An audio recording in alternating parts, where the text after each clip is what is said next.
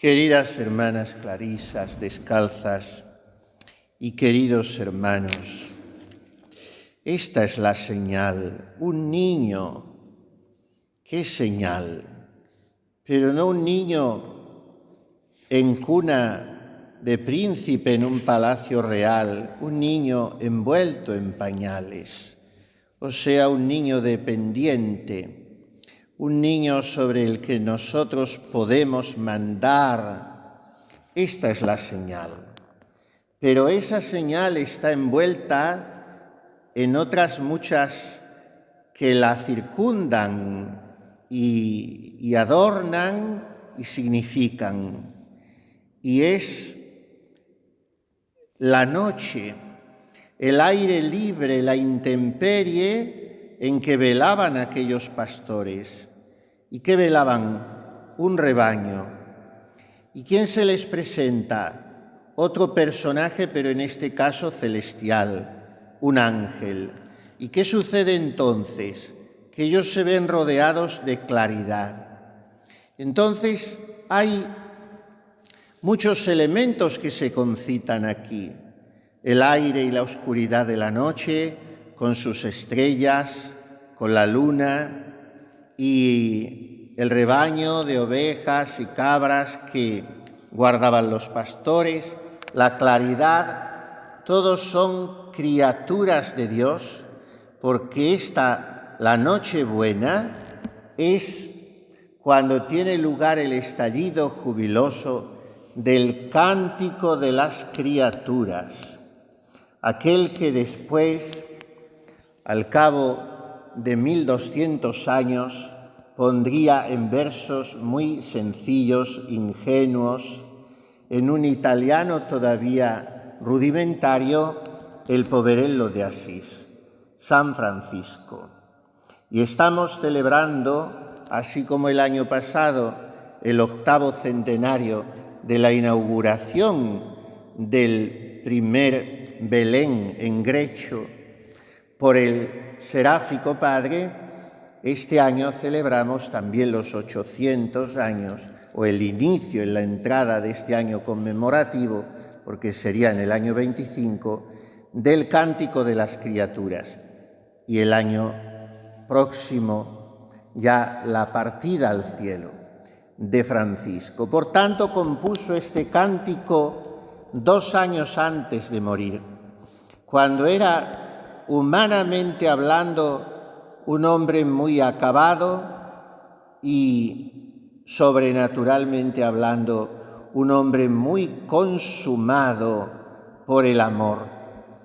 Francisco está devorado casi ya por la debilidad, por el dolor de aquella enfermedad del hígado que le abrasaba, desangrado por las llagas con las que fue estigmatizado, prácticamente ciego, y en esas circunstancias humanas tan poco proclives a componer poesías, entonces se siente inspirado por el Espíritu Santo y explota en esta maravilla también literaria, porque es la primera poesía italiana de la que se conoce el autor y que está escrita en esa lengua casi dialectal de la Umbría, o sea, con influencias toscanas, incluso francesas, también latinismos. Por eso se entiende muy bien en medio de su ritmo, de asonancias, de sus figuras retóricas. Pero hoy, en el original que escribió Francisco, tomamos ese cántico nosotros españoles y podemos entender. Lo que no podemos ya penetrar es que a través de su ceguera la mirada de Francisco fuese tan clara, tan rebosante de fe, de gratitud. Y esto le hacía ver en las maravillas de la creación la presencia del Creador y todas las criaturas como espejos nítidos y tersos de las perfecciones divinas. Y por eso todas las criaturas, en cuanto que don y obra del autor de todas ellas, son para Francisco hermanas, Y todas esas criaturas juntas componen un canto coral, el de la creación, que alaba al Creador. Gran limosnero, le llamaba él según Celano. Dios es el gran limosnero que reparte pródigo con piadosa clemencia. Y por eso Francisco, que había puesto el mundo debajo de los pies, que había dado un mentís al mundo, que sabía que el mundo era un peligroso enemigo del alma, sin embargo, ama al mismo tiempo al mundo al amar la creación, manifestando así su amor por Dios. Y le hace llamar hermanos desde las estrellas y el agua hasta la muerte. Todo es bueno, porque todo ha salido de las manos de Dios. Es impresionante que comience este cántico tan hermoso, reconociendo, sin embargo, que ninguna palabra de alabanza pronunciada por el hombre es digna de Dios. Y sin embargo, él se atreve a cantar humilde, sencillamente, como lo hacía todo, al Creador a través del sol, de la luna, de las estrellas y de los 4 elementos fundamentales, el viento, el agua, el fuego y la tierra, y por eso puede dirigirse incluso a la muerte, pidiéndole que se halle benigna con los que encuentre, respetando la voluntad de Dios a la hora de morir. Francisco menciona en este canto las flores, los frutos, la hierba, pero él, que era tan amigo de los animales, no habla de ellos en el cántico. Sabemos que aquel lobo que aterrorizaba a los habitantes de Gubbio supo amansarlo con su bondad, porque lo que hizo con aquel milagro es como anticipar la suprema armonía del cielo y recordar la suprema armonía del paraíso terrenal, donde el hombre dominaba a los animales. Y ese Francisco también, cuando recibía corderitos, liebres, pájaros, peces, como regalo para comerlos, prefería liberarlos, y ellos, criaturas de Dios, captaban la bondad de aquel hombre permaneciendo a su lado. 2 años después de componer este cántico, él morirá. Era también otoño, como en otoño del 24 había compuesto el cántico. El 4 de octubre de 1226, poco antes de morir, horas antes, quiso cantar este cántico de las criaturas por última vez. Y como no tenía voz ya agotado, las alondras, que son heraldos de la mañana, aunque todavía era de noche, vinieron en su ayuda para acompañarlo cantando suavemente en la muerte. Es un hombre tan sensible a la bondad, a la belleza, a la ternura de Dios, que llega a oír hasta el sol y la luna alabando al Señor. Pero hay algo mucho más profundo en todo esto. En ese canto del cisne, que canta más suavemente cuando muere, Francisco, con su cántico de las criaturas, nos está demostrando su visión contemplativa del misterio de la encarnación, porque es esa encarnación del Verbo, criatura sobre toda criatura. Todo fue creado por Él y para Él. Él es anterior a todo y todo se mantiene en Él. Es en ese Verbo encarnado donde la creación entera, el cosmos completo, se manifiesta como sacramento de Dios. De manera que no podemos ver separadas la creación y la encarnación, porque esta segunda es la que completa y plenifica la primera. El remate de todas las hermosuras pensadas, diseñadas, trazadas, soñadas por Dios, está en la encarnación de su Hijo. Y es lo que estamos celebrando esta noche, que el Verbo se hizo carne y acampó entre nosotros.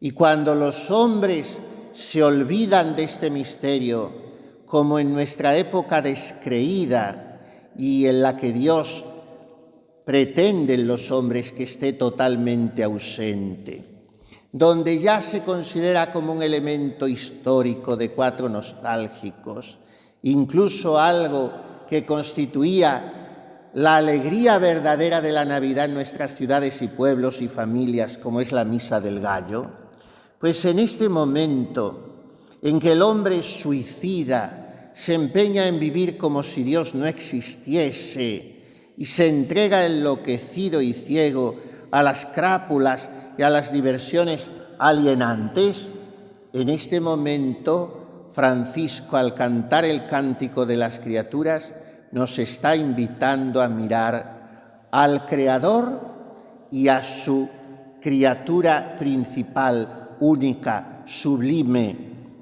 Jesucristo, hecho hombre. El Verbo encarnado por nosotros no es criatura, porque es anterior a todo, pero en cuanto hombre es criatura en la que nosotros, pobres criaturas pecadoras, nos miramos. Por eso el cántico de San Francisco expresa la transformación en Cristo que él vivió en su propia vida. Esa vida cuya actitud era la contemplación positiva y amorosa de toda la creación. Por eso lo describe la leyenda mayor como el hombre que en las cosas bellas contemplaba el que es sumamente hermoso y mediante las huellas impresas en las criaturas buscaba por doquier a su amado, sirviéndose de todos los seres como de una escala para subir hasta aquel que es todo deseable. Este es Jesús, niño, el más hermoso de los hijos de los hombres, el hijo de una madre virgen toda pura, en el que nos miramos como aquel en quien todo es deseable y como aquel que nos ofrece la escala de su humanidad sacratísima para subir hasta Dios. Por eso, al invitar con San Francisco de Asís al sol, a la luna, a las estrellas, a las aguas, a los montes, a las flores, incluso a la hermana Madre Tierra, pero no con ese sentido de estúpida idolatría con que hoy se habla de la Madre Tierra y hasta se le rinden incomprensibles homenajes. No, sino como la tierra creación de Dios, por quien recibimos los frutos y el alimento de Dios.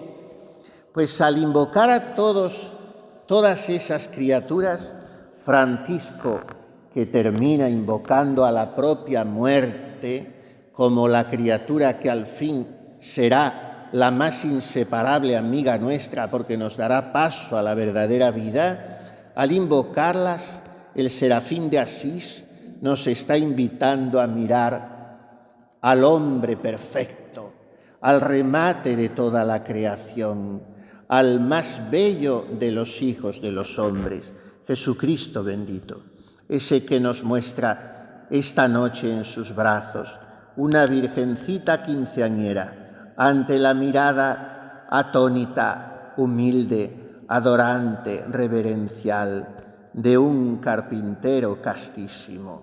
Ellos, José y María, nos muestran a la criatura de las criaturas, al creador de las criaturas, que sepamos alabarle dignamente, que Francisco nos enseña a hacerlo al inicio de este año jubilar en que conmemoramos los 2025 años del nacimiento de nuestro Redentor divino.